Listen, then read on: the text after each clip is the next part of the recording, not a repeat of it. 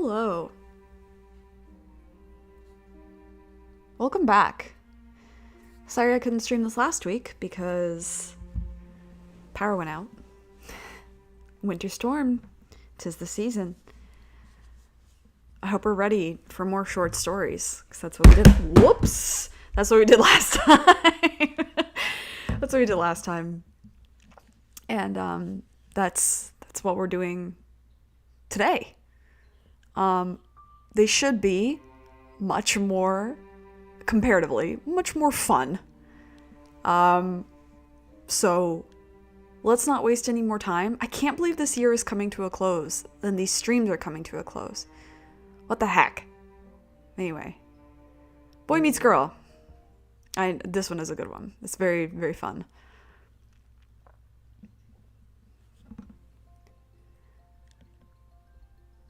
Michel was bored out of his mind. His family had always been very overprotective, but at the age of 10, he was still afforded a lot of freedom. He wasn't quite old enough to have to start acting like an adult yet, and in light of what fate had in store for him much later, this would turn out to be one of the happier periods of his life. Even as a child, Michel understood his place within the Boulanger family. He was obedient and did his best not to step on anyone else's toes. But bottling up his desires for so long put them at risk of blowing up, especially on days like this where there was an opening. His mother, who said, "Listen to your mother," as though it were part of her breathing, just so happened to be out of the house. So he wanted to do something different, to let out all of his pent-up boredom. He wanted to make this into a day he would remember. And since his mother had taken many of the servants with her, there was no one to get on his case if he acted out a bit. However, he had no idea what to do with this newfound free time. It was just drifting past him, every passing moment another moment wasted. I'll just have to ask Georges. He may have been a precocious child, but Michel was still a child nonetheless, and he genuinely believed his brother would have some idea of what to do. If his eldest brother Didier had been around, Michel could have gone to play chess with him or watched him train, but regrettably, only his eccentric middle brother was home. Poor Georges. 10 days earlier, Georges had proclaimed he was going to paint a masterpiece. Michel hadn't seen him since. Maybe he was dead. That would kind of suck. Michel didn't want to have to deal with reporting a body. Though in all seriousness, his brother was probably just in his special place and had lost track of time. Michel made his way to his brother's room, a process that would usually involve running into half a dozen servants, but today the Boulanger estate was quiet as a graveyard. He felt like humming as he walked through the corridors, but he couldn't think of any songs. If only he wasn't so ignorant about the arts and recreation, maybe he wouldn't be such a horribly boring person. But today, Michel wasn't in the mood for those kinds of depressing thoughts. He stood before the door to his brother's room, knocked timidly, and then let himself in. "Hey, Georges, do you have," he said, but was unable to finish the sentence. His brother was splayed out on the floor like a corpse. He really had found a body. Boom, boom, boom, boom. Michel stood in the doorway, frozen and useless like one of his brother's sculptures. The air in the room was stale from having been closed for so long. "Georges!" After several long minutes, Michel was finally able to use his voice again. He ran over to the body and dropped to his knees, shaking his brother's shoulders on the verge of tears. This was his punishment for saying it would suck to have it to deal with a dead body. I forgot, this is so funny. "Georges, please come back to me. What happened?" Ah! The corpse lurched forward, causing a breeze that stunk of paint. Michel shuffled backward on his knees, his heart pounding so hard it felt like it would jump out of his chest. Georges gazed stupidly at his in-progress painting, heaving a heavy sigh. "Are you okay, Georges? Maybe you should get some rest." "I didn't see you there, Michel." Michel wanted to disappear. He felt like an idiot for getting so worked up over someone only to have them see straight past him. "That's all you have to say?" "Oh, that's all you have to say? After worrying me like..." Nah, wait, whose voice is this? "Oh, that's all you have to say? After worrying me like that?" Sorry, I misread it as worrying about me. "Huh? I was just sleeping. Nothing to worry about." "Your bed is for sleeping, not the floor." Georges chortled. "Did you need something?" "Oh, yes," Michel said. "Mother and most of the servants are out of the house for the day." "There's some kind of trouble?" "No, no trouble." Georges tilted his head until it was almost horizontal. A few moments later, he clapped loudly and said, "Aha! So you're bored?" He was right, but Michel couldn't bring himself to just say, "Yes, I'm bored, please give me attention." So he averted his eyes and said instead, "I would not say I am bored, but it's just so rare for the house to be so empty, and I..." Georges chuckled. "You're right," he said with an impish smirk. Michel braced himself, fearing his brother was going to tease him. "We all need a change of pace every once in a while. Some real excitement to mix things up. I've been running short on inspiration these last few days, too." So he was not ready for what his brother said instead. "Let's go out on the town," Georges proclaimed. At which Michel went positively bug-eyed.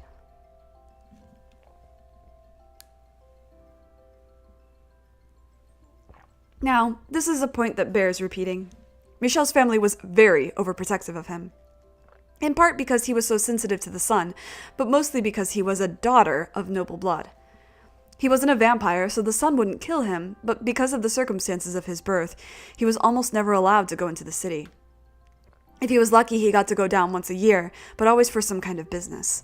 The city was like a giant cave filled with gold and jewels, but guarded by a big, ferocious, poisonous dragon, and he could only ever see a little bit of it. So he was thrilled. So much so that he had been raised with fewer hawks watching over him, he probably would have broken into dance and maybe even a musical number. But he knew how to restrain himself, and restrain himself he did. When they arrived at the capital's central district, it was much busier than Michel had expected. There were people everywhere, going every which way, doing anything and everything, and even more. Someone was shouting from a shop trying to attract customers. Their voice was rough and deep and loud, nothing like the quietly refined voices of everyone at home. A cat sat perched atop a barrel, covered in filth, glaring at Michel with eyes that seemed to glow. His mother would probably hate this. Her anxiety was too strong. She would say it was too loud and unrefined, refusing to even set foot here. But Michel thought there was beauty specifically in the discord. Georges laughed merrily at the sight of Michel looking around in wonder. "Looks like we're in for even more excitement than we bargained for," Georges exclaimed. "Is it not safe here in the city?" "Aw, heck no it ain't. You let your guard down for 3 seconds and you're dead meat. Don't listen to anyone who says they have something good for you, you hear me? 9 times out of 10, they're gonna toss you in a big black cauldron and eat you right up. That's just how it is in the big city." "What?" Michel went pale as a ghost, and 3 seconds later, Georges burst out laughing. He'd been tricked. Michel flushed bright red. His cheeks were getting quite a workout today. "If there's anyone I shouldn't listen to, it's you, Georges." "I ain't lying, just playing a little joke, that's all. Only a little kid would fall for that." One of these days, Michel was going to get Georges back. Beat him at his own game. "This," his brother said, giving him a quick wink. "This is the excitement I was talking about." He placed an outstretched finger on Michel's chest, right above his heart, and pushed gently. "There's going to be some real fireworks if anyone realizes who you are." He was right. Michel's mother would tear his hat off if she found out her daughter was wandering around town in commoner's clothing. He wore a battered brown robe instead of an elaborate dress, and his hair was tied up and hidden inside a hat. At a glance, no one would clock him as a noble girl, but he still felt awkward and out of place, and people were more likely to notice that. Georges, meanwhile, had done this before, and he really owned the commoner look. If Michel didn't know better, he would think his brother was a traveling troubadour or something. "You really are a strange man, Georges." "You just now figuring that out, kid?" "No, just... that's part of my charm." "I hope one day I can be as confident as you." Georges was probably the only person in that house who considered trouble fun. If Michel had asked one of the servants to help him sneak into the city, they would have certainly taken off running, shouting about how they didn't want to lose their head. As a Boulanger himself, Georges would likely be allowed to keep his head, but even he wouldn't get off scot-free for this. Michel was glad he had Georges here with him. He didn't say that, though. Partly from embarrassment, partly because he knew he'd be teased for it. "So where should we go?" "Oh, so where should we go? Want to hit the pub, grab some cheap booze, and toss silver at the bard?" "Maybe we should ease into things. That's a lot to start with."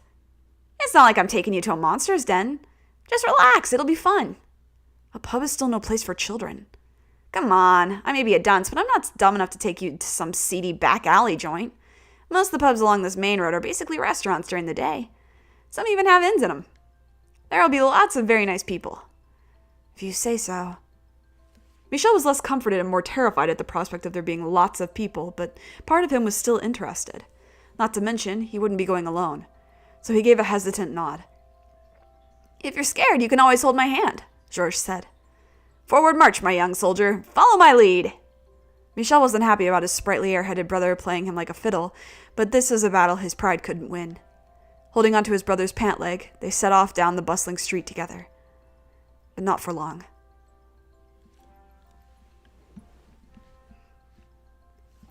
Am I gonna sneeze or not? Okay, maybe not. Michel stood flummoxed in the middle of the street. He looked left. No Georges. Right? No Georges. Had he gotten lost? No way. He had been right there just moments ago. There were just too many people around, and he'd lost sight of his brother for a second. He wasn't lost yet. Michel was better than that. He would never get lost. But his pride couldn't change reality.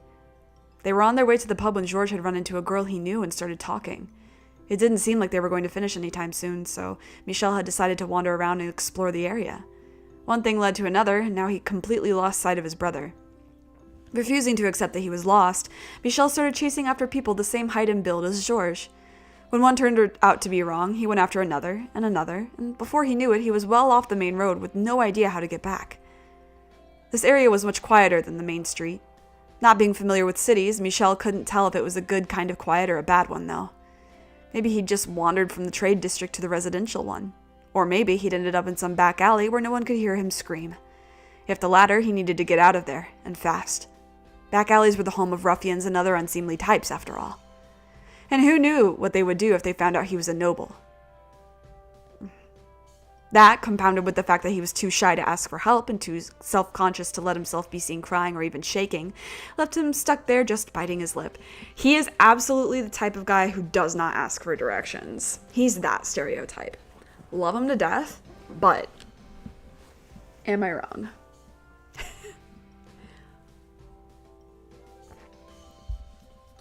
Alright. Why did none of my books say what to do when you get lost? And soon enough, he was directing his frustration at innocent bystanders. But then he caught sight of a stout woman around his mother's age watching him intently. 9 times out of 10, they're going to toss you in a big black cauldron and eat you right up. Georges' words played in the back of Michel's mind. He knew it was all a lie, and the woman appeared rather friendly and not at all like a child-devouring witch, but Michel was all alone right now, so everyone seemed dangerous. He was like a high-strung cat. Michel glared back at the woman so she knew he wouldn't go down without a fight, and as soon as they locked eyes, she spoke. He couldn't make any sense of what she said, though. My, look at you two little sweethearts, shopping together. You're so grown up. What? 2 little sweethearts? Was she trying to disorient him by spouting nonsense so she could kidnap him while his guard was down and demand a ransom from his family? Hey, mister, came a voice as something tugged on his robe. He spun around to find a small girl looking up at him and sucking her thumb, evidently the source of the voice. Who are you? She asked. No, who are you? He stared at her, flummoxed for the second time that day. My daddy got lost, the girl said. I think you mean you got lost. Are you lost too, mister? No, it's my brother who's lost. We're the same. My situation is nowhere near as bad as yours, thank you. Oh, that's the cat. Not my cat, it's the neighbor's cat. Around this time of day, he comes and poops, and then he covers his poo-poo with the dirt, and sometimes his little feet hit the wall. Michel listened to what the girl had to say, doing his best not to explode at her. She was apparently 3 years old and had gotten separated from her father while out shopping. His hands were full enough trying to figure out what to do with himself. The last thing he needed was to have to look after a lost toddler on top of that. He really should have asked the woman for help as soon as he noticed her, but by the time he collected himself enough to do anything, she'd already said goodbye and disappeared. Unable to find her again, Michel was stuck dealing with the calamity all on his own. He couldn't just leave her there either, as much as he didn't want to deal with it. He was the older one here, and he had to set a good example for her. So Michel bent down to match the girl's eye level and said, Let's get you home. I'll help you find it. Can you remember... Oh, whoops. Sorry, Michel. Can you remember anything near your home that might help us find it? Michel asked. The girl ummed and awed for several minutes before shouting, Oh, I do! Perfect. What is it? Maybe this whole lost kid ordeal would be over sooner than expected. He let out a sigh of relief. A brown cat. Which immediately turned into a sigh of disappointment. Cats move, Michelle said. It has really mean eyes. Oh, forget about the cat already. Can't you think of anything that doesn't move? I know. Monsieur Casimir is always sitting outside. No people either. Why not? He never even moves from his favorite spot. I need something easier to find, like a building or something. Oh, there are lots of buildings, the girl exclaimed. The lady next door has a big flower garden. They're really pretty and red. Not like that. No one's gonna know about your neighbor's flower garden. There has to be something big, and that anyone would... Michelle realized he was getting genuinely angry and stopped himself there. The girl's eyes had gotten wide and watery, and it looked like the dam could burst at any second. He closed his eyes and shook his head, disappointed in himself. Here he was getting mad at a 3-year-old girl who was just doing her best to answer his questions. Are you mad at me? She asked. No, I'm not mad at you. Michelle took a deep breath, letting it out slowly to release some of his frustration. He needed to adjust his expectations. She was just a little kid. She wasn't always going to know the right thing to say. What am I supposed to do then? He'd been raised in an almost complete isolation from the world, with only adults around to interact with. Even his brothers were a good deal older than him, so he'd never been in a situation where there were so many barriers to communication. And he was utterly clueless as to how to handle it. Would he actually even be able to get the girl home? Gems, the girl said out of nowhere, interrupting Michelle's train of thought. She reached her soft, pudgy little hand up and patted his cheek with it, right beneath his eye, at which he froze, dumbstruck. 1 second, she was on the verge of tears. The next, her eyes were glimmering inquisitively. What was she even talking about? Where did gems come from? This is just how little kids are, I guess. I wonder if I was like this at her age, too. Do your eyes hurt? She asked. Huh? Why would they? Because you got gems in them. Oh, so that's what she meant. His red eyes. Michelle understood now, but he wasn't very thrilled about the topic. He didn't like the color of his eyes or his hair or his skin. It was all because of them that he had had to be holed up his entire life. That's just what color my eyes are. There are no gems in them, and it doesn't hurt. Wow, they're so pretty. Pretty. Michelle blushed a little at the compliment, despite thinking just moments ago he would rather talk about literally anything else. I love him. Baby Michelle's so good. He received compliments on his eyes often enough from his mother and the servants. But this was the first time one had ever felt genuine. There we go. Posture. With nothing behind it. When his mother said his eyes were pretty, she was envisioning him as an angel sent down to earth. When the servants did it, it was because of their status. They were never saying it about him and only him. But the girl, she was. There was no jealousy or pity or scorn or anything else to her words. She was simply excited about eyes she thought were pretty. I think normal eyes are much prettier myself, he said without a hint of sarcasm in his voice. Okay, let's go where there's more people to start. Let's go somewhere where there's more people to start with, he continued. Michelle stood up, hesitated for a few moments, then extended his hand. The girl grabbed it excitedly, which made him feel like he was the only one anxious about the whole thing. I'll come with you, mister. You need someone to help you find your brother. You're the one who's lost, remember? Wait, mister? Right? Oh, Michelle just now realized that she had been calling him mister this entire time. He'd forgotten that George had dressed him up like a boy, saying it was safer that way. How was he supposed to feel in this situation? Upset that she'd guessed wrong? Embarrassed? Ashamed of himself for deceiving her? The emotion that welled up within his chest was none of those, though. Instead, Michelle felt something that seemed entirely inexplicable at the time, a mixture of joy and pride at someone finally acknowledging him for who he was. A faint smile spread across his face. Yes, I'm a boy, he said, letting each word linger on his lips. It felt so much better than any comment about his eyes. They wound their way down the streets, Michelle occasionally working up the courage to ask someone for directions, and after repeating the process several times, they finally made it back on the main road. Michelle wasn't sure if it was the same road where he had gotten separated from George, though. The capital was massive, and it seemed like every other street was called Main Street. As they stepped out into the throng, the clock struck noon. The pealing of the bell brought with it another wave of people. They looked to be artisans of all sorts heading out for their lunch breaks. Apparently, this main street collected a bunch of workshops on it. The artisans were all big men with even bigger arms. Their profession was making things by hand, and you had to be well built to do the job well. Michel found himself enchanted by the parade of muscles, following each new one with his eyes as they passed by. Do you want to be like them, mister? I don't know. I haven't really thought about my future much. Michel grimaced. It wasn't that he hadn't thought about it, but he didn't want to. He knew all too well that he could never be an artisan, or a knight, or even a painter. I kind of want to be a craftsman, the girl said. They can make anything they want. Girls can't be craftsmen. Why not? Well, that was just how the world worked. Those were the rules and you had to follow them, end of story. Michelle was only 10 and he knew that. He knew what a girl's role was. And soon enough she would come to know all that as well. That growing up meant giving up on your dreams. I'm not sure, actually. At first he just didn't want to shatter a 3-year-old girl's hopes. But the more he thought about it, the more dissatisfied he felt with the system, too. Why didn't he get to choose how to live his own life? Why did he have to be stuck on this dark and narrow road his whole life? What would you want to make as a craftsman? Michel asked to take his mind off his own dead-end future. The girl's eyes lit up. Leather sandals and bags, she proclaimed. That's quite practical.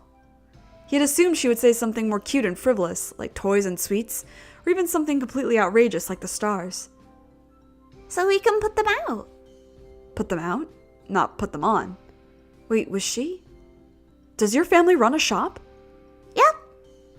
Okay, so she was the daughter of a merchant, which meant they were probably close. The artisans' workshops and the merchants' shops were likely to be set up near one another. Michel looked down to ask her if she recognized anything in the area, but before he could, she shouted, "Ah!" and let go of his hand, dashing into the bustling street. Hey, wait! If he lost sight of her now, he would probably never find the girl again. So he ran off after her, slamming into a large muscular man only a few seconds later. "Watch it!" the man shouted, his voice so powerful Michel thought it might send him flying. His gut tightened. No one had ever yelled at him like that before, but he wasn't going to stop just because he got a little scared. He'd only met the girl earlier that day, and he didn't even know her name, but he was determined to get her back to her parents. Giving up now wasn't an option for him.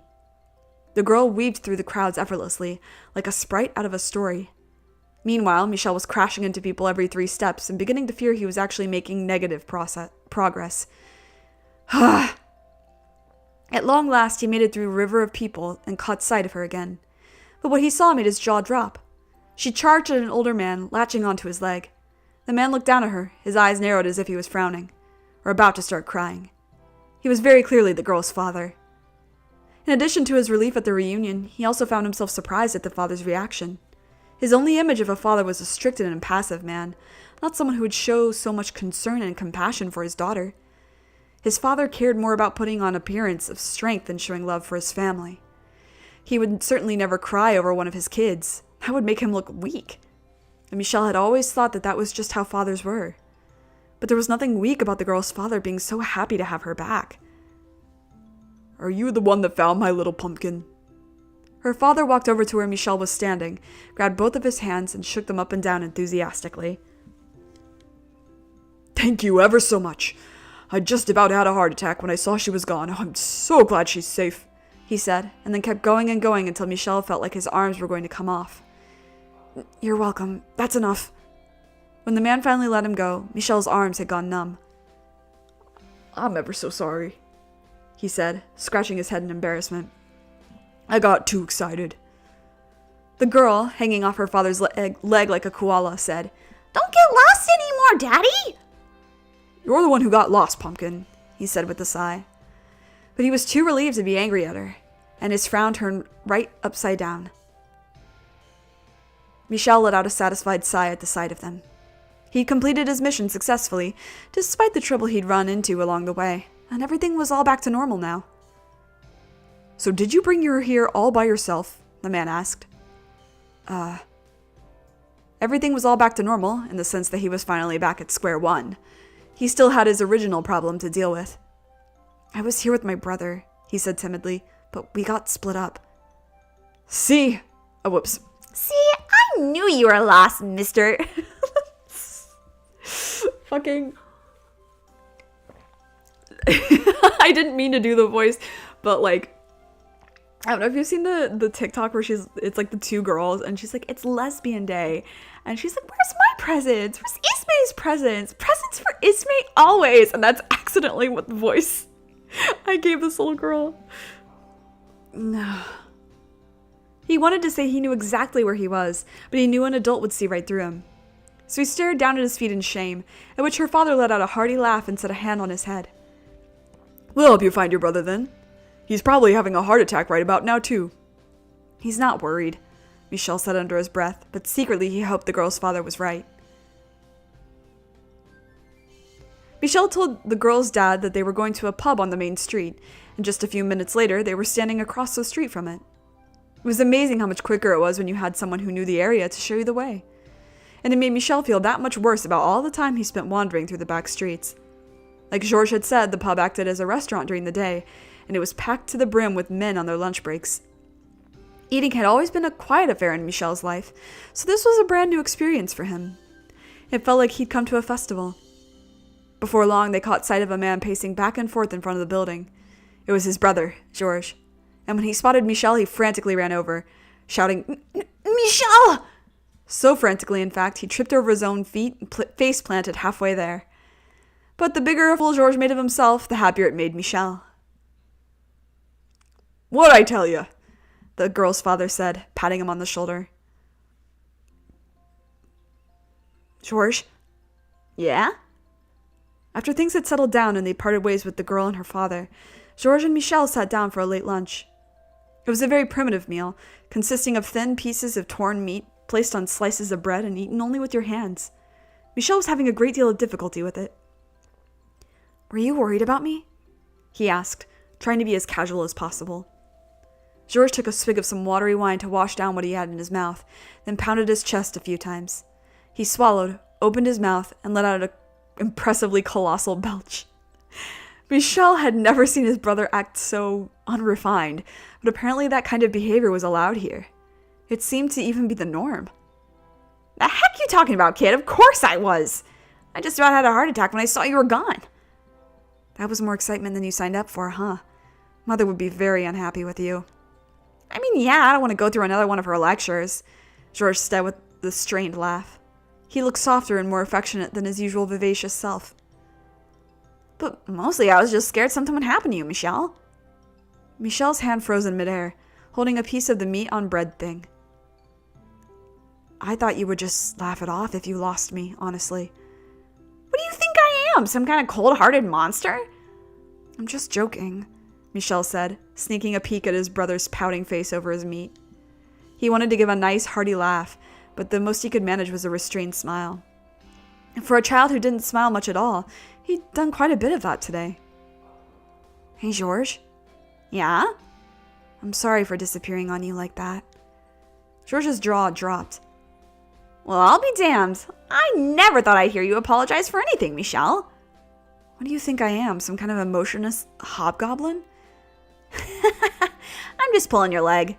I'm sorry for not keeping a better eye on you, too." "Maybe if you weren't so busy looking at every single girl we walked past, that wouldn't have been a problem." "Come on, don't twist the knife.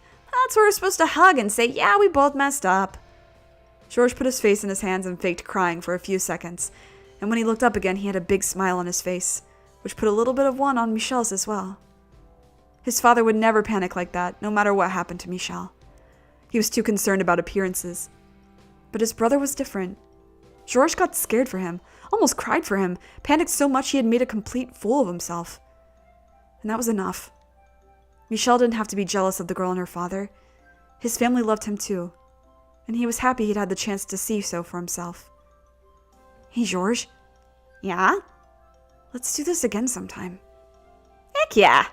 Next time Mom and Dad and our scary big brother are out, let's go. It was extremely rare that they were all out of the house at the same time, so it was possible there would never be a next time. But Michel still dreamed of the day it would happen. Even if it was a few years from now, as long as this wasn't the last time, he would be happy. And when he came back, he would go see that girl again. He'd go find her family's shop, and if there was a pair of leather sandals and a bag for sale, he'd buy them. And then he'd ask the girl what her name was. Would she even remember him in a few years? Would he even remember her in a few years? In all likelihood, neither of them would remember this day, but a little dream didn't hurt anyone. He could still feel her soft hand in his, and he could still see her big, inquisitive eyes, like two little balls of glimmering jade. So cute. Baby Giselle. We don't deserve... Give me 1 second. I need to adjust my seating position. It's going to be loud.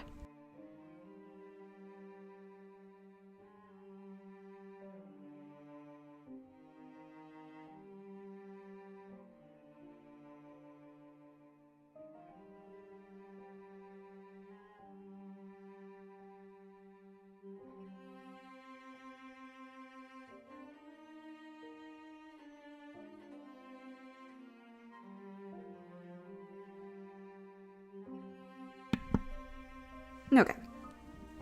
Moving on. Oops. All right. This one's one of my favorites, actually. And it's also, seasonally appropriate. Let's go. Ah, what a good art. Silent night, lonely night. Michel was even gloomier than usual.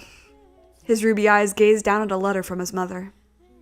If it were a year prior, he would have been crying or shouting or throwing furniture, but nowadays, oh yeah, that's right.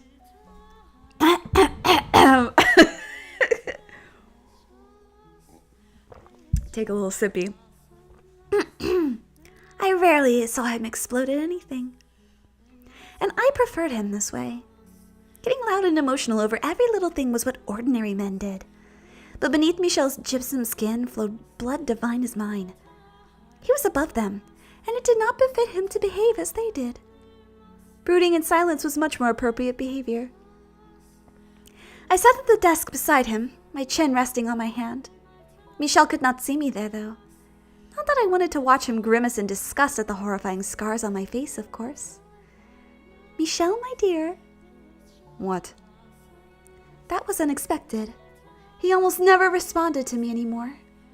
Perhaps he wanted someone to speak with in his present tribulation.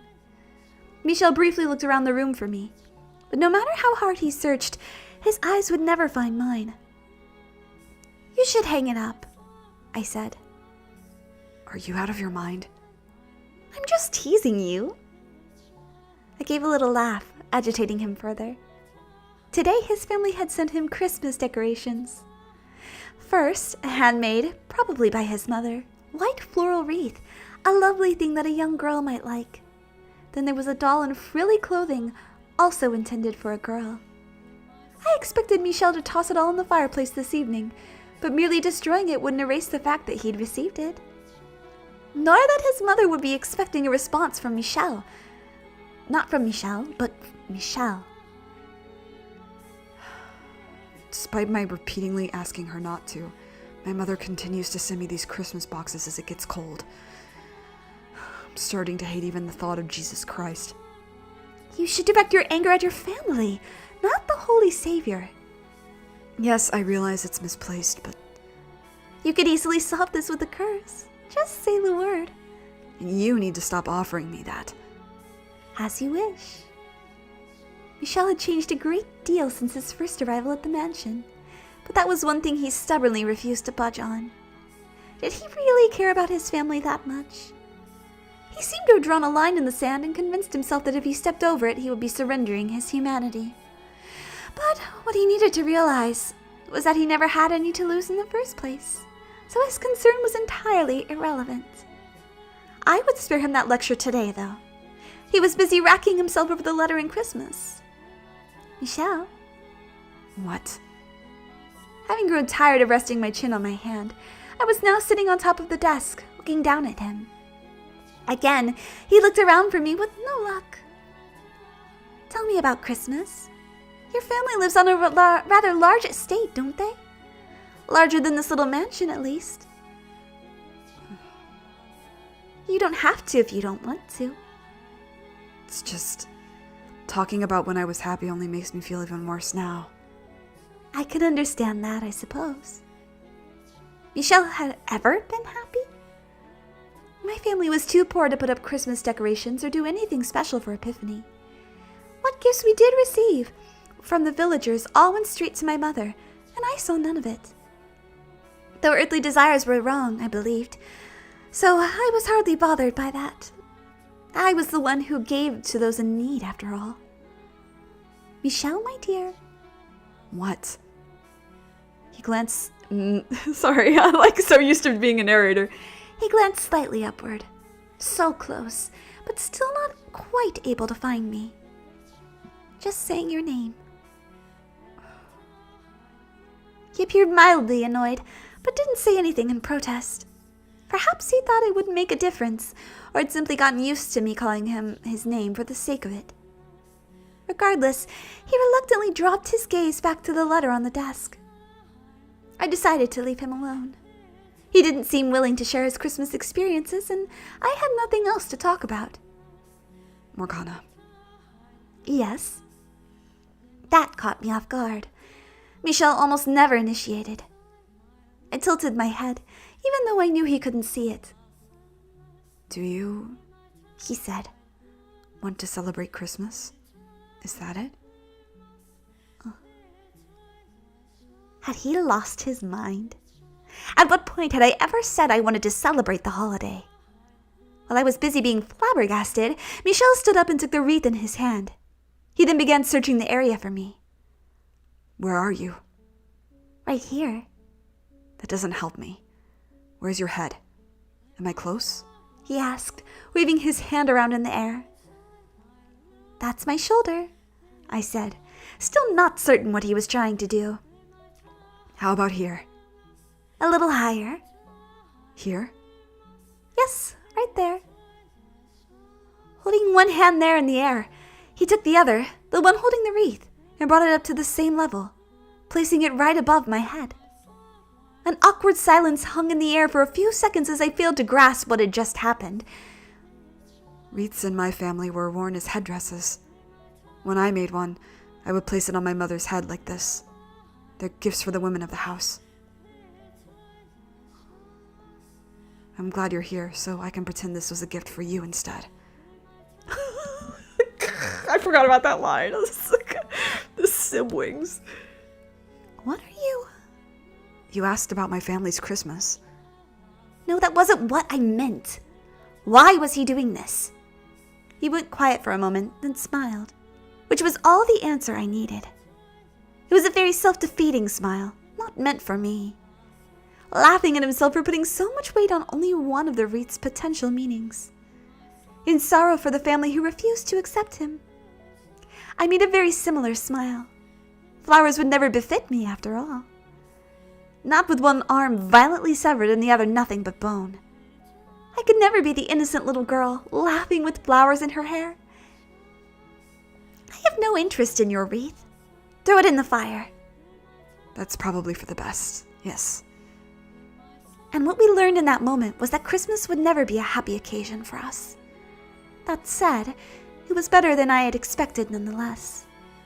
We shared a certain energy there, staring in silence. A solitary, capillary, desolate energy. Michelle, my dear. What? I turned up to look at him, wreath still in his hands, and he looked down in turn, this time matching my gaze exactly. He wasn't really looking into my eyes, though. He just happened to know where they were because I had told him. But I was fine with that. Would you like me to write that letter to your mother in your stead? What do you mean? I mean, I dictate what you will say. All you have to do is write it down and sign it Michelle. It won't be something you wrote, so I imagine doing it that way will take much of the pressure off. He didn't seem certain what to make of the proposal. I never suggested anything like it before, and I likely never would again. You're going to ask me for something in return, aren't you? Of course not. What do you think I am? A witch. Well, he was right. But Michel was a saint like me, so I wasn't particularly fond of him calling me a witch. I was in a forgiving mood today, though, so I decided to let it pass. I know how to show gratitude, thank you very much, even for a wildly ill-considered floral wreath. I was just fickle, that was all. Sometimes I would have days like this. Most, I would continue trying to bring him over to my side, to curse his family. But occasionally, I would show some kindness. Merry Christmas, Michel.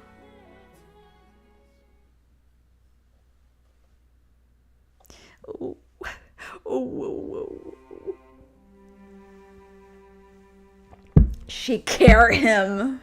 He care her. God. They're the best. I think about them a lot.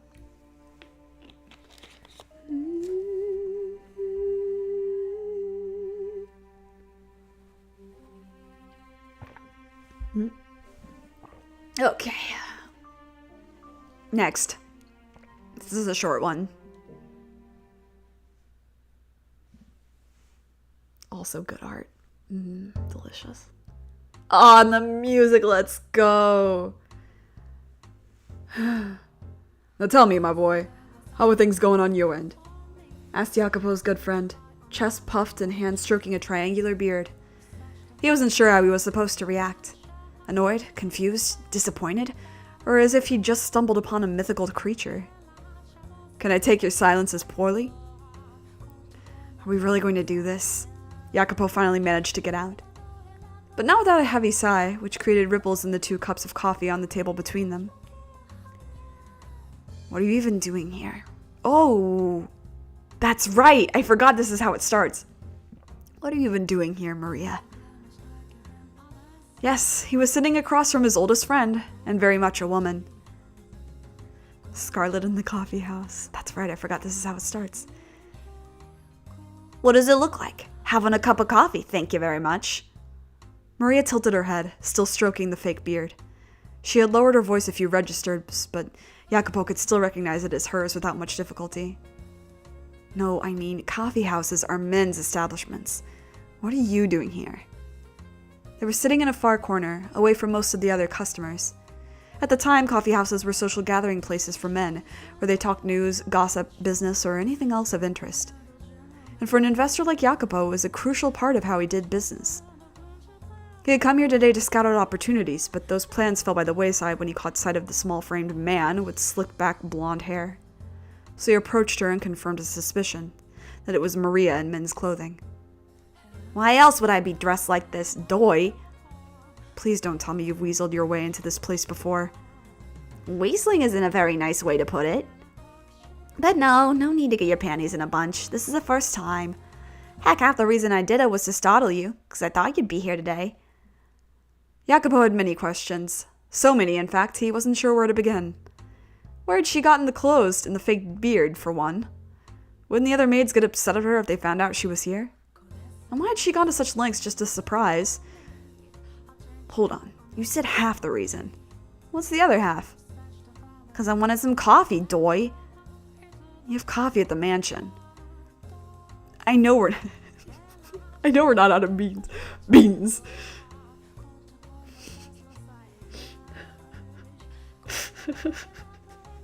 Sorry, that just killed me for some reason. That's not the point, stupid. Coffee at a coffee house is a completely different thing. It's about the experience. And speaking of, it kind of sucks. It's a real sausage party in here. That was more surprising to him than her being here. That she didn't like it here because there were only men. In his mind, and in society's eyes for that matter, that's simply what coffee houses were, and he'd never considered that as a potentially detrimental. Assuming some other maid had said the same thing to him, Jacopo probably would have lectured her on the roles of men and women in modern society, and how it wasn't her place to judge men's spaces. But he considered Maria too much of a friend and an equal, and far enough attached from that convention at that he couldn't bring himself to do that to her. He also had no idea how to effectively communicate that sentiment to her. Anyway, please don't go pulling stunts like this too often. I don't want to catch any blowback. It's fine, no one caught me. Well, I caught you, Jacopo thought. Not to mention the curious glances they'd been getting the entire time he was here. If he hadn't found her when he did, chances are she would have been thrown out by now. Oh, hey! Maria said, her eyes going wide. She then gave him a wink, not unusual for her, but it looked very out of place on the not-quite-there gentleman look she was sporting. Next time I want to go, you come with me. You're the big-name investor, Jacopino. No one's going to want to get on your bad side just because you brought a chick. Excuse me? This is a place for doing business. Also, don't call me that. You can do all the business you want. I listen in on your talks, and when we get back, I give you my thoughts. You know I'm sharp. I'm sure I could be of help.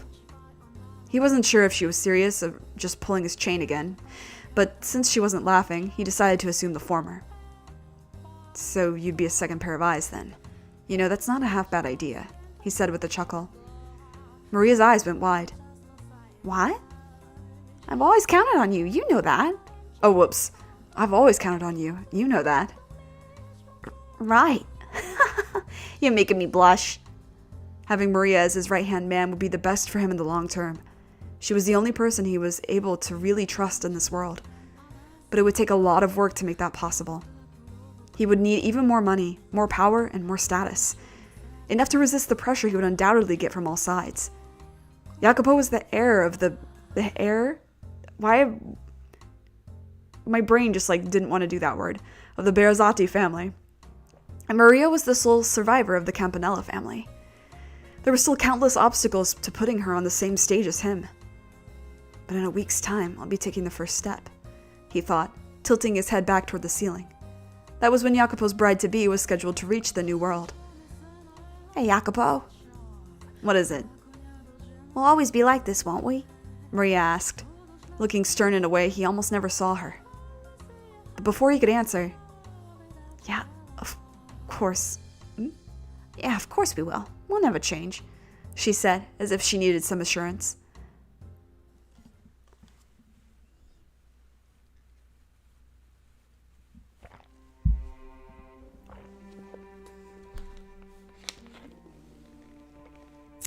She's sneaky. I love her, but she's the sneakiest girl. A queen, TBH. If we're gonna be just for real. She's a queen. Meow, meow, meow, meow, meow, meow, meow. Alright. I don't remember if I even read this one. I think I did, but maybe not. So guess we're gonna find out. Oh, okay. Yeah, I read this. A ghost of an excuse. I saw a ghost, Giselle said as she entered my bedchamber. She was wearing night clothes. The feeble light of the candle in her hand made her look more pouty than scared. I thought you didn't believe in ghosts or anything like that. What do you want me to say? I saw what I saw. And that was supposed to be convincing? Are you sure it wasn't something else? I'm positive. There was a white figure going all ooh at me in the hall. With each ooh, she took another step toward me until she was close enough to grab me by the collar and throw me to the ground. Why did she seem angry at me, not the white figure hooting at her in the corridor? So what do you want from me, then? Don't make me spell everything out. What did she expect from me? She knew I wasn't very adept at reading people. How was I supposed to know what she wanted? Wait, slow down. It wasn't good to give up without giving it any thought. I needed to at least attempt to reason out what she may have been thinking. 1. She wanted me to exorcise the ghost. Yeah, I forgot this is funny. 2. She thought I was the ghost. 3. She wanted more light in the mansion. 1's not reasonable. How am I supposed to exorcise something that doesn't exist? 2's out of the question. And there's only so much I can do with about 3 with my supply of candles. What are you going on about? Crap, I have been thinking out loud. Let Michelle say fuck. She stared up at me for a few seconds before letting out a dramatic sigh. The sigh was 98% exasperation and 2% what seemed like almost lust, but I wasn't certain. I wanted you to offer to let me sleep with you tonight. It took a good 15 seconds to process what she had said, after which all I could manage to get out was a flaccid wha.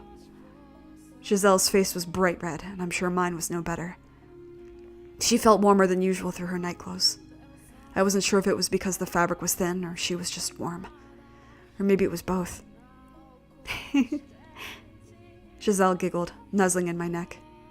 It was an impressively quick turnaround for someone who had been pouting at me only minutes before. In a way, it felt somewhat like having a dog or a cat. At first we were both nervous, but that quickly melted away, leaving only comfort and warmth.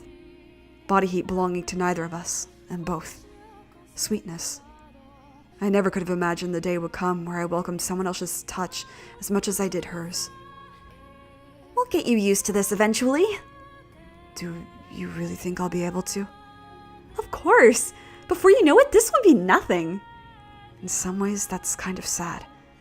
Sure, it can be. But the happy will be stronger than the sad. Something becoming every day isn't a bad thing, I don't think. I suppose. She was probably right. Her becoming a natural part of my life was a good thing. But then, the closer she got, the harder it would be to get apart again. In time, would we get close enough that touch was just a completely normal thing for me? Would I be comfortable touching her arms or her lips? Would I be able to open myself up to her entirely? And would she accept me for who I was? I hoped so. To all of it.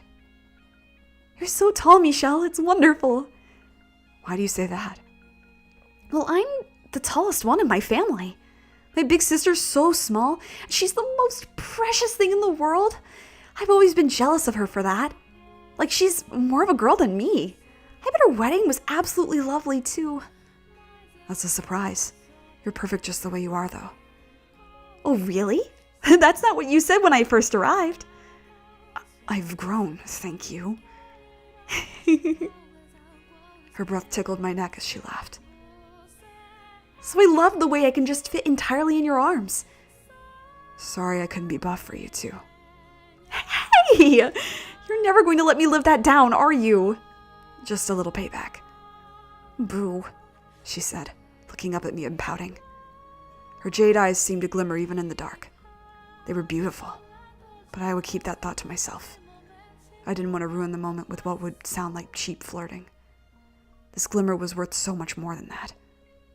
As was she. Giselle. Giselle, I'm so glad to have you in my life. Good night. They're so cute.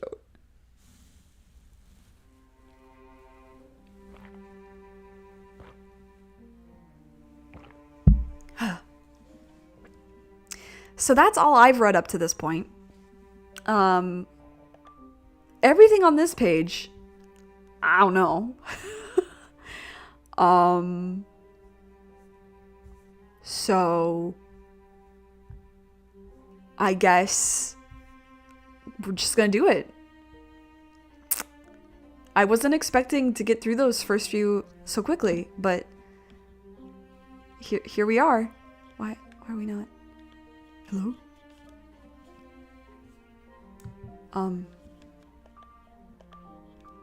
Oh, there we go. Maisya? What's that mean? Hold on. We're going down the Dutch rabbit hole again, because I can tell this is fucking Dutch. Let's see. Translate.google.com. Maisya. Oh, eternal girl. Oh, kind of like Mädchen. Like maiden in German. Oh, okay. I have no idea who this is about. That makes sense, though. Okay. Fair. Hello, darling. It's been so long. Are you okay, Orlando? Oh, I have read this one a long time ago. Okay, yes. A single flower, out of place in that den of body odor and booze, charged across the pub to the table at the back where he sat. She had a radiant golden hair, as though she carried the sun itself on her shoulders. All the other men paused their drinking and merrymaking to get a look. The flower was out of breath by the time she reached his table. Orlando was a tall, lanky man with thin eyebrows, hardly what one might have assumed a lady as refined as her would be interested in. And the bandages wrapped around his head, covering only one eye, only served to enhance the discount villain image. A man somewhere in the pub let out a whistle. Princess and thief, a match made in hell. Orlando glared over at him for a few moments before the young lady shouted, "What happened to you?" directly in his face. Don't shout like that, Philippa. Jesus, you trying to make me go deaf? Then tell me what happened. Are you okay? Are you hurt? Will it get better? It's no big deal, really. You know what they say, scars are trophies. Oh yeah, you see any good eye patches out on the market today? Something black would be great. Real nice and fancy, dress it up a bit. Orlando chuckled and shrugged his shoulders. But Philippa's frown only deepened. Do you want people to think you're a pirate and throw you into the sea? Philippa pounded on the table in response. In the span of about 30 seconds, she had gone through the entire spectrum of emotions. Sad, angry, upset, worried, disappointed. Listen, Orlando, she said with a sigh. We've been together our whole lives. Don't you think you should come see me first? I've been worried sick ever since I heard how things went down in Castle. So when I saw the soldiers coming back, I just had to know you were okay. Why would you keep me waiting like that? If Philippa was going to be this blunt, Orlando couldn't continue messing around. She stole a chair from somewhere, threw it beside him, and dropped it down into it in a single action entirely unbefitting of an upper-class lady. Then she leaned in and said, "So?" "So what?" "So, tell me all about the battle at Castle. In detail. To make up for all the time you made me spend worrying." It's no fairy tale, you know. It's bloody and violent, not to mention it was a losing battle. "I still want to know," she said, leaning in even closer, her vivid hazel eyes unflinching. "It's about you, of course I want to know. Dadoy." He dropped his shoulders and sighed, feigning defeat. Everyone at the pub knew it was just an act, that Orlando had feelings for this enchanting childhood friend of his. In reality, he'd wanted to jump out of his chair and start dancing when she'd barged in looking for him. His other mercenary companions had caught on quickly to the reason he'd joined, the reason he needed the money, and they watched warmly. There was only one person out there who didn't know yet, Philippa herself. But it was only a matter of time. They had been close their whole lives, after all. I can't regale you with tales of valor and triumph, but if you insist, Orlando said to preface his account. And then he told her of their battle at Castle, of their fallen comrades, of the state of the war. Their homeland was at war with the Western kingdoms. Battles broke out across the land, and mercenaries were hired to compensate for the lack of soldiers. Orlando grew up in a port town, but instead of becoming a fisher, he decided to take up the sword. His childhood friend Philippa chastised him repeatedly, doing everything she could to stop him from going to war. But Orlando was firm in his resolve. His first battle was 4 years ago, and he was surprised he had survived as long as he did. But now that he'd lost an eye, Orlando figured it was probably time to pack it in. He'd saved up a decent amount of money anyway. Orlando knew Philippa's parents wouldn't approve, but he was sure he had enough to convince them of his love, because love was only second when it came to someone so far above your own status. Which was why he hadn't become a fisher. Orlando took up the mantle of mercenary to save enough money to propose marriage to the daughter of a wealthy merchant family. That was what he lived for. Hey, Philippa. Finishing his account of the battle, Orlando straightened himself up in his seat. Philippa raised an eyebrow. "Yes? What is it?" The soldiers at the nearby table started grinning, thinking it was finally time. But he wasn't going to propose to her in a grungy pub. He was planning to invite her somewhere more fitting when... "Greetings, brave warriors!" came a booming voice at the door. "I celebrate your fine efforts out on the battlefield. And to commemorate, my crew and I offer you these meager gifts." Orlando clicked his tongue as loud as he could manage. Why the hell did he have to show up now of all times? Standing at the door was, in Orlando's words, a very racist description of somebody who is from not a white country. The man was the captain of a trading vessel that had quickly expanded its business over the past few years. Orlando didn't like him not only because he was an outsider, but because he had sweet-talked and bought his way into the upper crust. The man's crew carried barrels of wine into the pub, and every single soldier's face lit up, except Orlando's. But that's not really that different from what he's trying to do. I mean, yeah, it's for love or whatever. I don't know, though. It's not that different. He just frowned, trying to make it clear he wouldn't be bought so easily. Oh, why hello there, Philippa. Fancy meeting you here. Seeing the man getting friendly with her just irritated him even more. And then when he walked over and put his hand on her shoulder, Orlando snapped, kicking his chair back, almost charging at the man. Get your filthy hands off her, you ape. Back off, Philippa's mine. We have important things to discuss right now. Get the fuck out of here, con man. Yeah, see, Orlando can say fuck, why can't Michelle? But Orlando didn't manage to say anything. It really is quite the coincidence. Orlando's jaws dropped. Philippa's cheeks were flushed. Her gaze turned toward her feet. Her arms held straight down at her center with her fingers interlocking.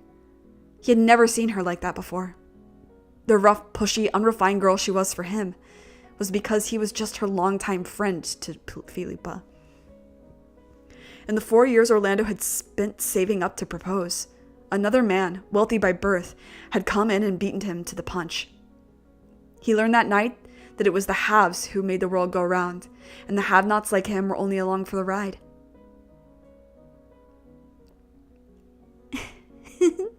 As much as you may insist otherwise, you really do care, Orlando, Philippa's daughter, Pauline, said with a bright smile.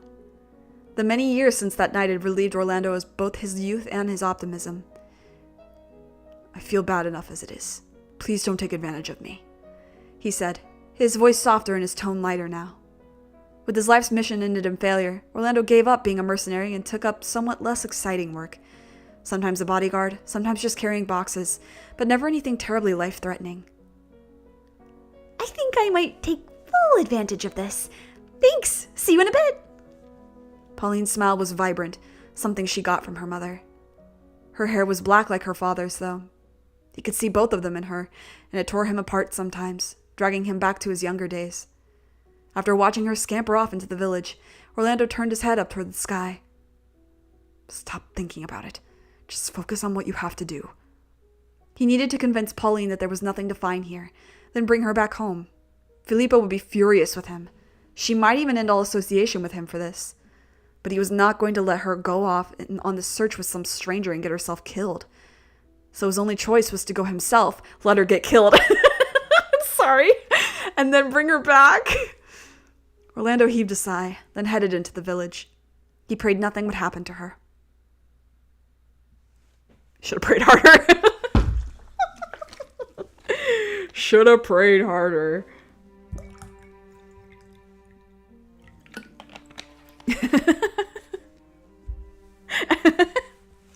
That was very evil of me. I'm so sorry. Sorry, Orlando. Oh, jeez.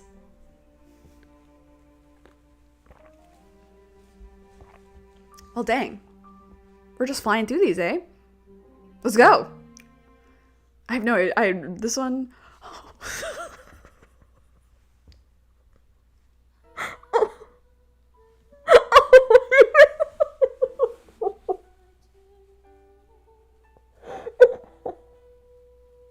This is why I didn't want to do these blind. No, can I? Oh. Kill me. That's my favorite art.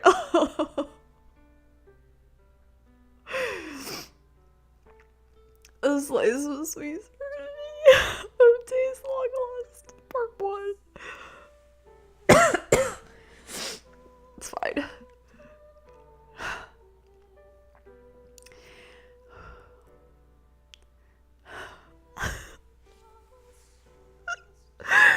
Christ. Okay. The Midsummer Festival was behind us, leaving only the hellish heat and none of the distractions.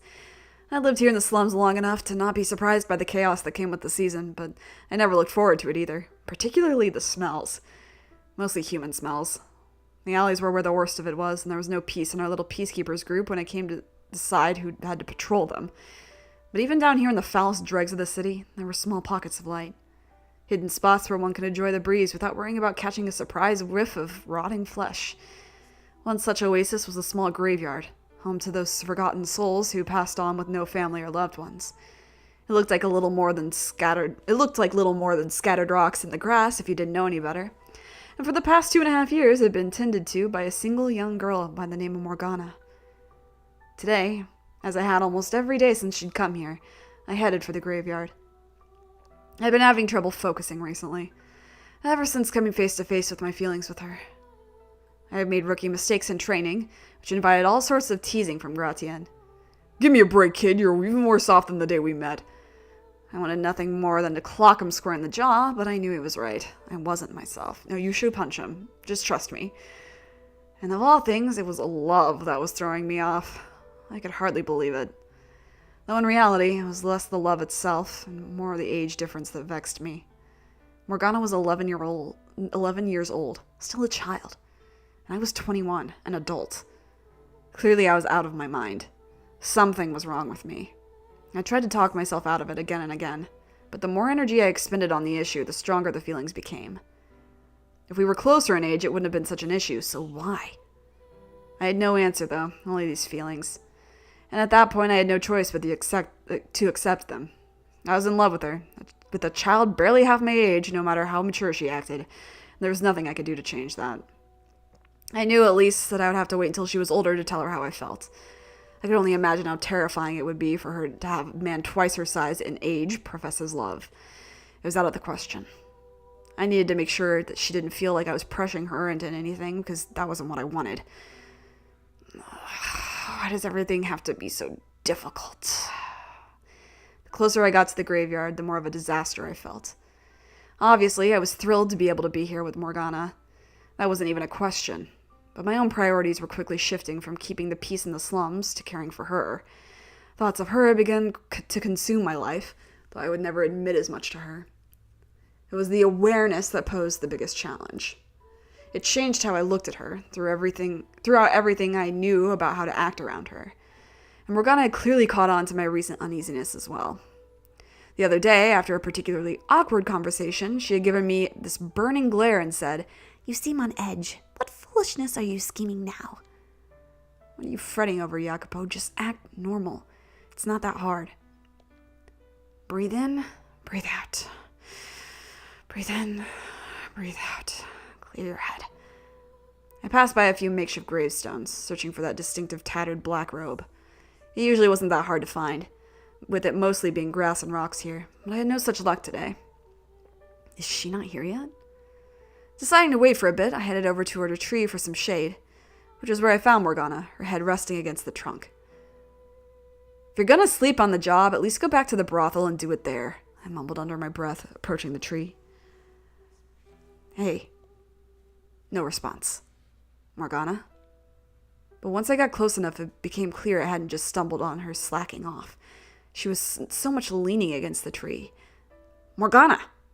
As she was collapsed in front of it. I scrambled over to her, dropped to my knees, and put a hand on her shoulder, causing her to topple forward, her head falling onto my chest. She was burning up. "Hey, stay with me." "Oh, it's you." Her golden eyes glanced up toward me, empty and slightly bloodshot. She clenched her lips together, as if trying to hold back a cough. "I just have a bit of a fever. A little sleep, and I'll be fine." "Like hell you will. We need to get you back to the brothel." "No, I can't go back." "Come again? No, I don't have time to deal with your stupid morals right now." "I don't want to get anyone sick. They're doing their best."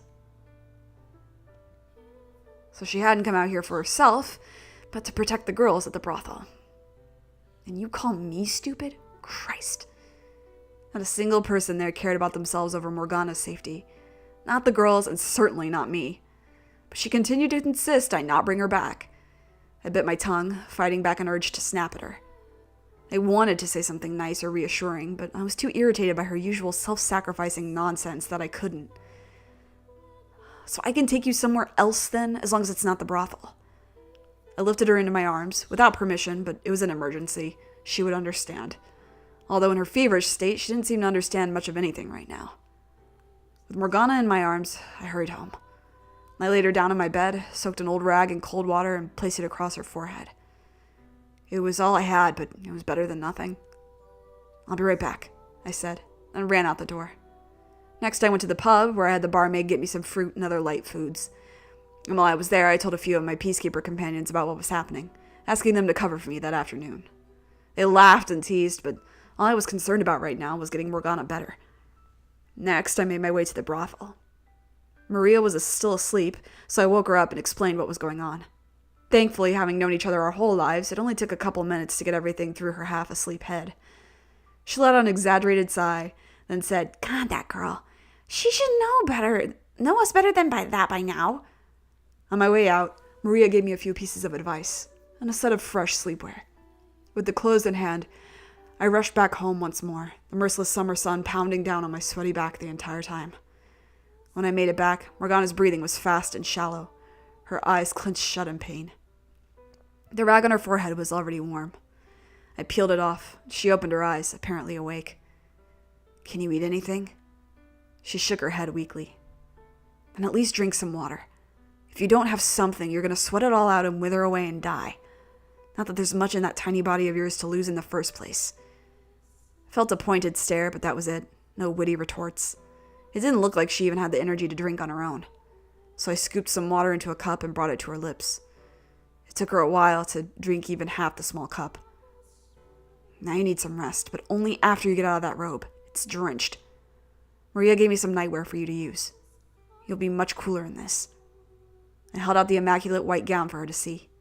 Clothes in the slums were always someone's hand-me-downs, usually several times over. Something this new was a rarity. "I'm fine as I am," she said, turning her head away. "Absolutely not," I snapped back. "Just put this on, okay?" "Oh, I see. You're not comfortable with me changing with me in the room. All right, I'll be outside. Does that work?" "Oh, come on, say something.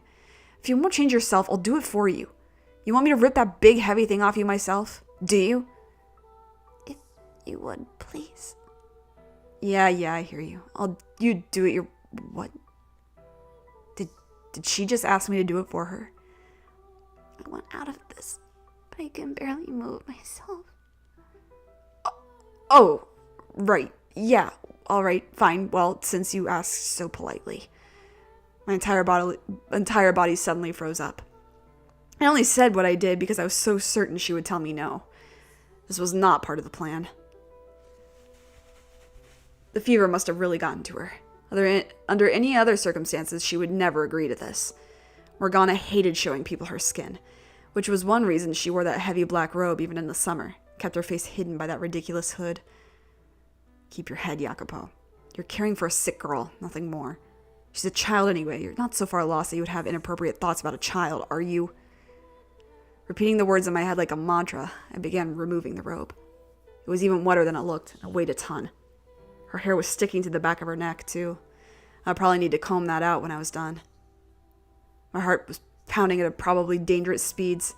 I set the robe on the floor beside the bed, doing everything in my power to look anywhere other than her. I then pulled the gown down over her head, guiding her arms through the sleeves.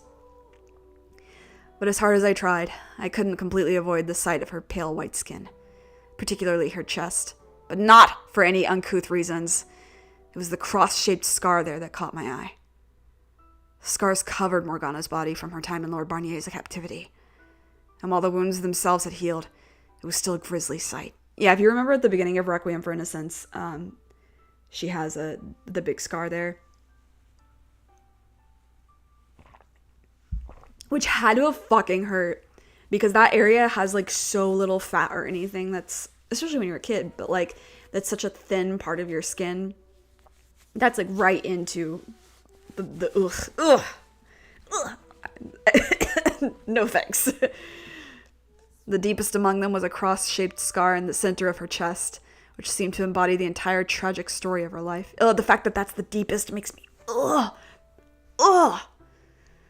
that's so, yeah. Seeing it filled me with unspeakable sadness and helplessness. Yeah, that would make me just like, oh, like, you're lucky I can't fucking wring his neck. Not to mention deep shame at the base thoughts that had threatened to cross my mind in the moments before. I wish there was something, anything, I could do to show her that not everyone was out to hurt her. Much as the world may have made it seem so. I'm yanked back to my senses by the sound of her voice. I pulled the gown down the rest of the way in a panic.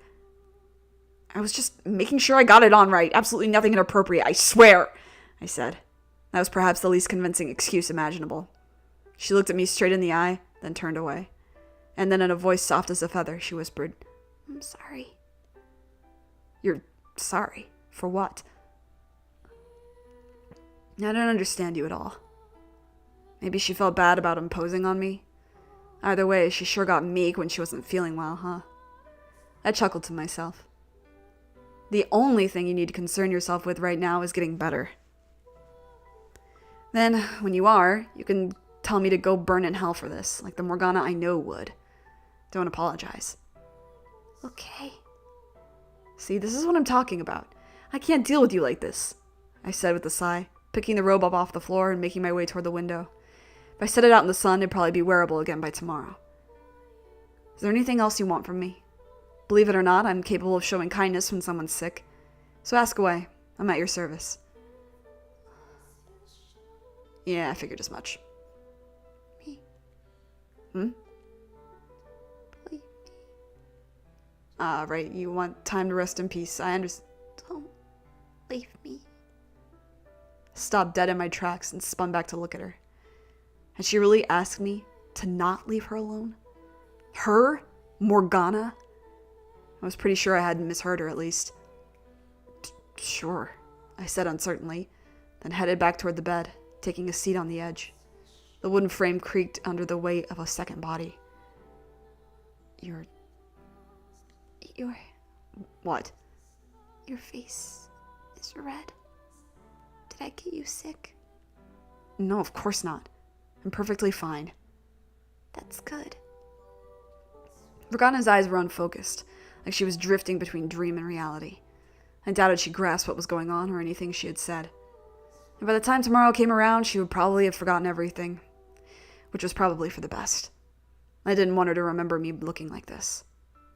I reached over and took Morgana's hand in mine. She didn't protest, and in fact, it seemed to help her relax, because less than a minute later, she had drifted off quietly to sleep. The sight of her soft, sleeping face in the sunlight was indescribably beautiful, no matter how hideous anyone may have thought it. I remained there, her hand in mine, for a while longer, and as I said a little prayer, may I be the one to take these hands and guide them into the future.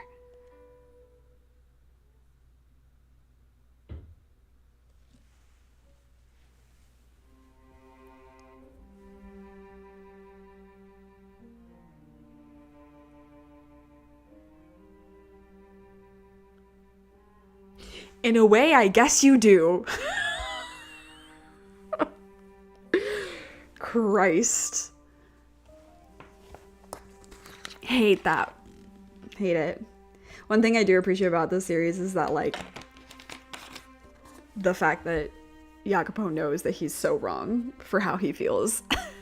Like, good. You should. Oh, man.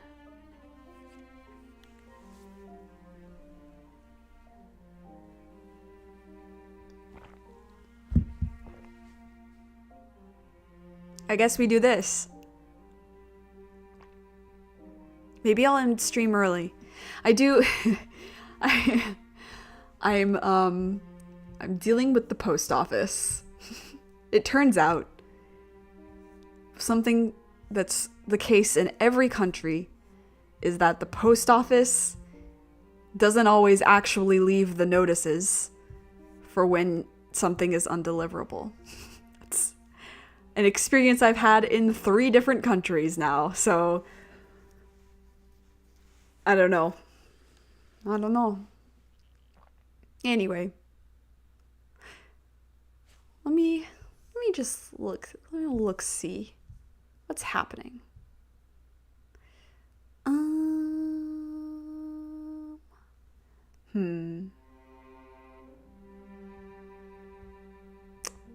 Okay. Sure.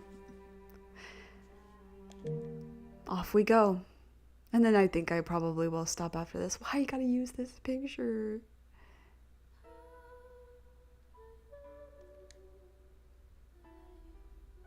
I don't know who this is. Ah. It felt like nightmare after nightmare.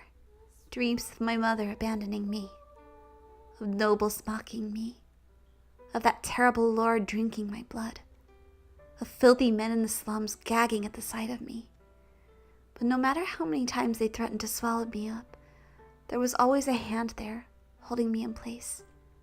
It was a man's hand, large and strong, but soft and gentle. I bet his hands are so nice because he was applying the ointment by hand all the time. So his hands are also getting the ointment. So his hands are super nice. You could be a hand model, Jacopo. It could only belong to one person.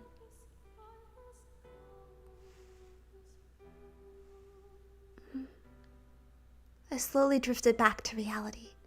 My head still hurt a little, but it wasn't as hard to breathe anymore, and I could clearly see again. Pale blue moonlight seeped into the room through the window. I pushed myself up in the bed, a little too hard though. The weight I was used to being there was gone, causing me to misjudge the push and stumble. I looked down to find myself in a white robe I didn't recognize. It was light and breezy, and it felt nice on my skin. Lifting my arms up, the fabric made a pleasant rustling sound. My hair had also been let down, the braids undone and all of it brushed. I gripped my right hand shut, then loosened it again, repeating the action several times. It felt slightly warmer than the left, as if someone had been holding it while I slept. Looking around, I realized where I was. It's his home. I had been here about a month earlier, around the time of the Midsummer Festival. And the ceiling above me looked exactly the same as it did back then. Compared to the almost sickly sweet aroma of all the women in the brothel, it smelled almost earthy and rugged here. That alone was enough to tell it was a man's home. What I didn't know, though, was why I was here. I'd woken up this morning feeling unwell, so I went to the graveyard to rest by the tree, but I couldn't remember anything after that. Oh, you're up. How are you feeling? There was another presence in the moonlit room. As it drew closer, its silhouette grew clearer. In the past, I would have braced myself at the sight of a man, no matter who, approaching me in the dark, but I was able to stay relatively calm now. The moon shining through the solitary window was the only source of light. Candles were a luxury most couldn't afford in the slums. And in the pale light, I could see his face twisted into a frown. Not an angry frown, though, one of concern. I had learned to tell the two apart in the 2.5 years since we'd met, though I would never admit to it. Gazing absently at him, a number of questions leapt to mind. Had he brought me here? Had he watched over me the whole night? Had he been the one holding my hand? Would you care to explain what I'm doing here? But the question that actually made it out surprised even me with how callous it sounded. Hey, you need to learn to show some goddamn gratitude. You're here because you decided to drag your dumb, sick ass to the graveyard and pass out there out of some stupid, misguided attempt to protect the girls at the brothel. I brought you to my place so you didn't die out in the heat. Let me give you a hint. 2 words, rhymes with thank you. I never asked for your help. Christ, you couldn't be any more impossible if you tried. What happened to the girl from this afternoon? What? Nothing. Don't worry about it. I tilted my head in confusion, and he clenched his lips and averted his gaze. I hoped I hadn't said or done anything in the last few hours I'd lost. A mix of worry and humiliation grappled inside me, pulling me back and forth between wanting to ask and not wanting to know anything. Anyway. Oh, my bad. Anyway. But before I could make a decision for myself, he changed the subject. At least you've recovered enough to put that sharp tongue of yours back into action, he said with a smirk. I had no idea what to say. Clearly, he had looked after me when I was unable to look after myself. For that, he deserved thanks, but I couldn't actually put that into words.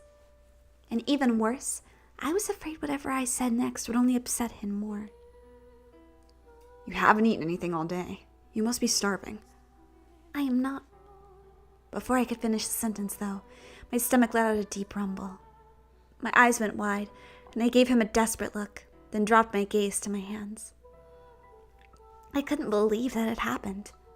My stomach growling in hunger like an ordinary girl. It was humiliating. I stared down at my clenched fists for what felt like an eternity, unable to bring myself to look up at him, when I heard a muffled snicker from above.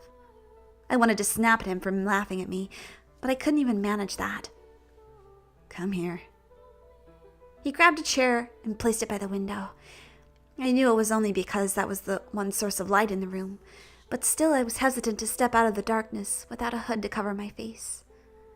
I could see so much more of the world than usual. Standing in the moonlight, he was illuminated from head to toe, and I could even make out the details on his face. He was smiling gently, not smirking or glaring or frowning as I had expected. His eyes, the colors of fallen leaves, just narrowed slightly. What's gotten into you? There was always a hint of derision in his smile. There was always a trace of contempt in his words.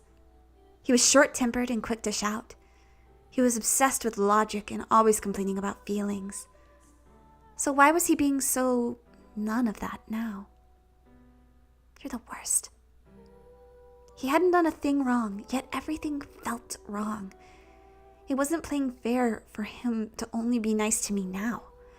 It was cowardly for him to only smile like that at me now. A kind of irritation I didn't know how to describe began pooling within me. Nothing was making sense anymore, and I didn't know who I could ask to explain it either. So it just built up and up and up, to the point that it was almost hard to breathe, to the point that I felt almost sick. As unflattering as it was to describe my own feelings that way. But it scared me, not knowing what any of it was. Would I ever have an answer? Would I ever have a name for this feeling? Would the day ever come that I could feel comfort in it? And would I even be me if it did?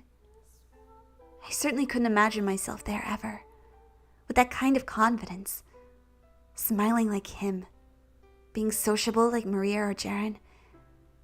Are you just gonna sit there and stare off into space? Whatever. I always had my hood up and my head turned down, so I almost never had the chance to look at him so unobstructed.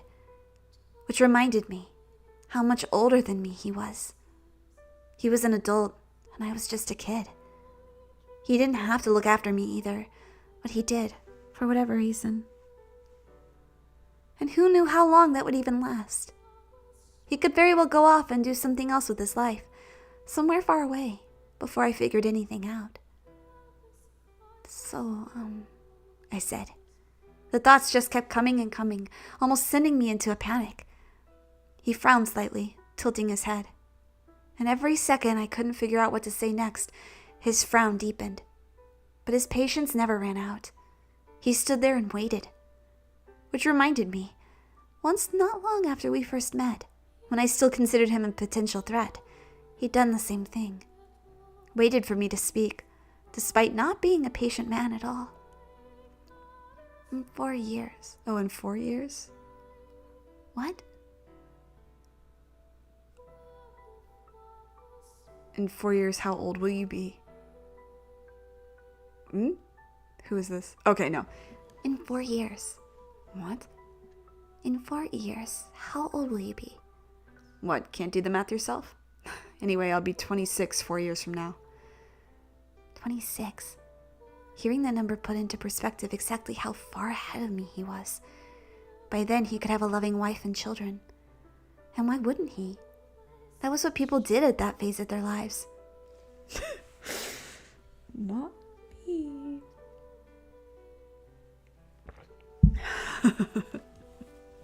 No, not always.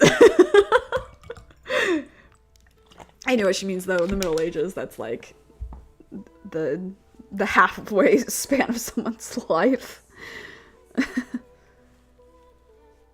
What will you be doing then? Hell if I know. What kind of question is that? I mean, I'd at least like to be done scraping by every day of my life by then. Another 4 years of this is more than I can take. Oh. What's gotten into you? He said with a sigh. He said with a sigh. I turned up to face him. Words danced on the tip of my tongue. If he could just wait 1 year. If he could just stay here in this confined life he hated so much, not trying to go out into the world like he loved to talk about. 1 year was all I needed. That would be enough time to make sense of myself. To convince myself I was a regular girl like anyone else. And to figure out what on earth I actually felt about him. I knew I would just be holding him back. Why should he care about accommodating the wishes of a hideous girl like me? But if he could just wait a year. Just 1 year. Morgana? All I had to do was say it, and it would take a huge weight off my shoulders. But I couldn't bring myself to put those thoughts into words. Not because I didn't want to, or because I was too embarrassed to, but because the act of asking for something still held so much weight for me. Are you still feeling under the weather? Is that it? Perhaps so. Damn. Then you'll want something light, I'm guessing. I got some fruit from the barmaid at the pub. He stepped over toward me, holding out his hand. It was large and bony, nothing like my own hand. And in it he held an apple, which I accepted with both hands. He'd managed to get me new clothes and food, which I knew wasn't easy given our circumstances. And as much as he yelled at me about thanking him, he never once tried to guilt me about everything he'd done for me. Not him, nor the girl at the brothel. Don't get too generous, I said, carrying the apple to my mouth. I have no way of paying you back. My help is an investment I'm looking for returns on.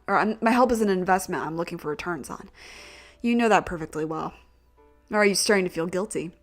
That's cute, he said with a chuckle. Instead of replying, I bit into the apple. Its sweet juices filled my mouth.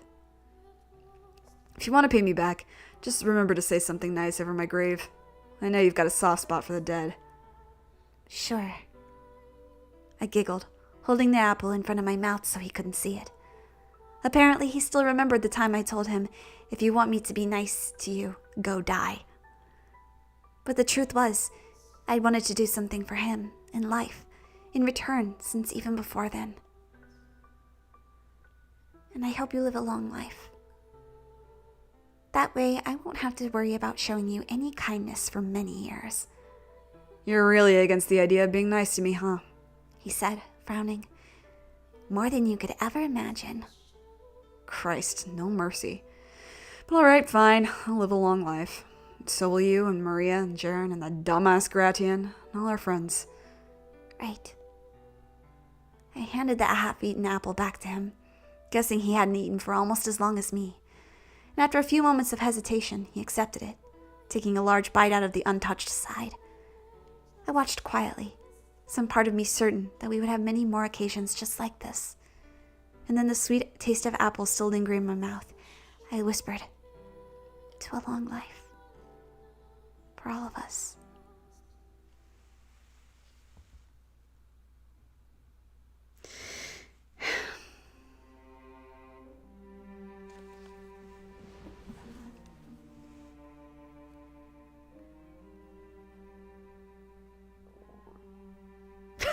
My stomach.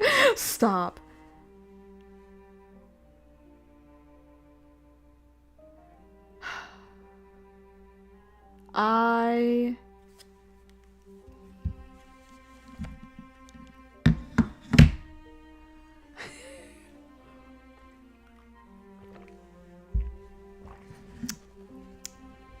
I'm gonna guess. Okay. This is where we're just gonna have this short stream. I need to work on my final assignments, to be honest. But I'm gonna make some guesses before we go. I'm gonna guess that this is about Hayden. If it is, I'm gonna be so happy. This? That's a Little Mermaid? I don't know. I have no idea what this could be about. This? Very clearly, Giselle and Yukimasa. Sisterhood of Secrets? I don't know. Maybe the Maria and the girls at the brothel? Maybe Nellie and Pauline and Maria in their past life? A Cup of Kindness.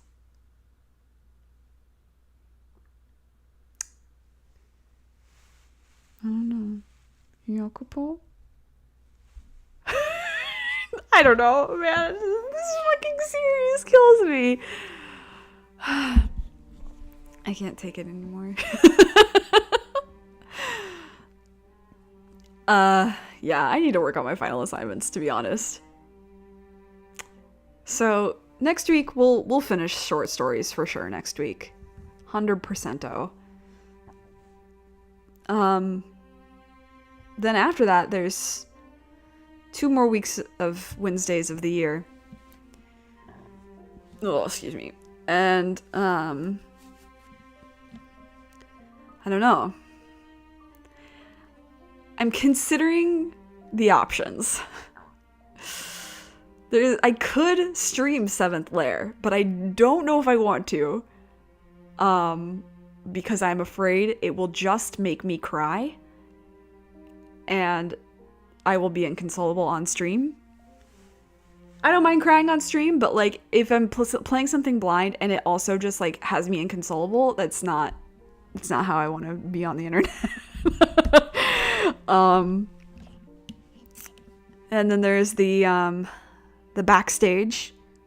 That's possible, but I would have to stream off of like YouTube or something because the Stream of the Revenants edition actually doesn't have backstage, which is a big bummer. But it makes sense because it has like an advertisement for Requiem of Innocence and it's like a weird like dated thing as far as that goes. But it's very funny. So maybe. Or we just go through some New Game Plus stuff.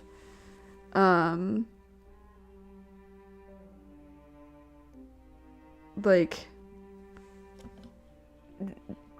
there's different dialogue in New Game Plus for Michelle. So yeah. I'll figure it out. If you have thoughts about what I want or what I should do over the next 2 weeks. It may just be nothing. I don't know. Because I don't know what my holidays are going to be like. But only a few weeks left of this at most. That's crazy.